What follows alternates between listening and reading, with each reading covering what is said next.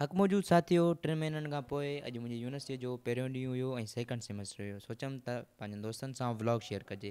रस्ते वेंदे असांखे पंहिंजे क्लास जा दोस्त मिली विया, सो हुननि सां ॻाल्हि ॿोल थी, जंहिंमें आकिब रिंद बि हुयो, ॾाढो मोहबती दोस्त आहे। सो हिन सां कचहरी थी ऐं मज़ाक मस्ती थी रस्ते वेंदे। सो रस्ते कचहरी कंदे कंदे असां नेठि यूनिवर्सिटीअ पहुची वियासीं। यूनिवर्सिटी में पहुचण खां बाद में मूं सभ खां पहिरीं कई पंहिंजी गाॾी पार्क, जिते अचे अरसलान शेख साहब पहुतो, जंहिंसां ॻाल्हि ॿोल थी।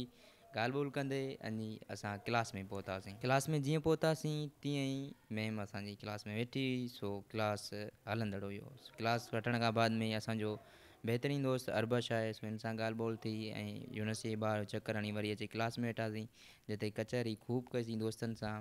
ऐं जिते असांजो शहरियार साहिबु वेठो हुयो, सो हुन सां ॾाढी मज़ाक मस्ती थी। यूनिवर्सिटी जो पहिरियों ॾींहुं हुयो ऐं सभ खां बहितरीनु ॾींहुं गुज़रियो।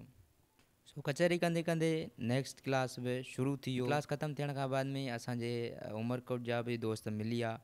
सो हुननि सां बि अॼु यूनिवर्सिटी जे पहिरें ॾींहं ते ॻाल्हि ॿोल थी ऐं ख़ूब कचहरी थी। हिन विच में समी सां बि ॾाढो भाकुर लॻी वियो ऐं बाद में आकिब रिंद बि पंहिंजी मज़ाक मस्ती जारी कई वीडियो में।